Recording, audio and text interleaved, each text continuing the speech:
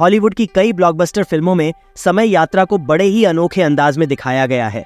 इन्हें देखने के बाद सवाल खड़ा होता है कि क्या हकीकत में भी समय यात्रा को अंजाम दिया जा सकता है? क्या भविष्य में समय यात्रा के लिए हम टाइम मशीन बना सकते हैं? अगर हाँ तो कैसे? समय यात्रा की अवधारणा लंबे समय से भौतिक वैज्ञानिकों के साथ साथ सामान्य लोगों को भी रोमांचित करती आई है। मशहूर वैज्ञानिक अल्बर्ट आइंस्टीन ने सन 1905 में सापेक्षतावाद का सिद्धांत दिया था। इस सिद्धांत में उन्होंने यह बताया था कि ब्रह्मांड में टाइम और स्पेस चादर के रूप में एक दूसरे के साथ जुड़े हुए हैं। गुरुत्वाकर्षण बल के प्रभाव में आकर ये चादर नीचे मुड़ती है, जिसके चलते समय रेखा में एक बदलाव देखने को मिलता है। आधुनिक वैज्ञानिकों ने इसी सिद्धांत के आधार पर समय यात्रा करने के कई तरीकों को खोजा है, जिनका इस्तेमाल करके हम समय में यात्रा कर सकते हैं।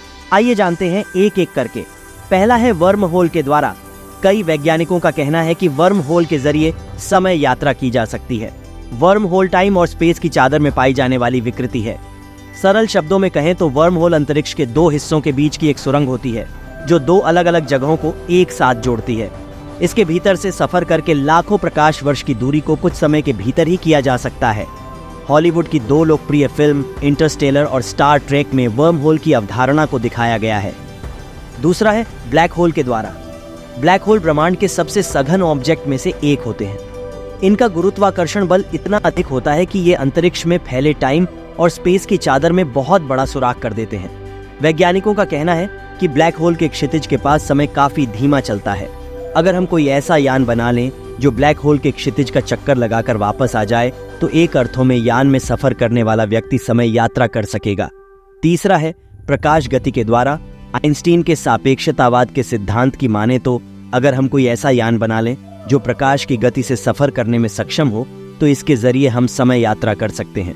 हालांकि समय यात्रा की यह अवधारणा सैद्धांतिक स्तर पर ही सही है, प्रायोगिक स्तर पर ऐसा नहीं हो सकता है। भौतिक नियमों की माने तो प्रकाश की गति से वही पदार्थ सफर कर सकते हैं जिनके भीतर मास नहीं होता। वहीं जिन पदार्थों के भीतर मास होता है वह प्रकाश की गति से कभी भी सफर नहीं कर सकते हैं। हालांकि कुछ लोग हैं जो टाइम ट्रैवल का दावा करते हैं।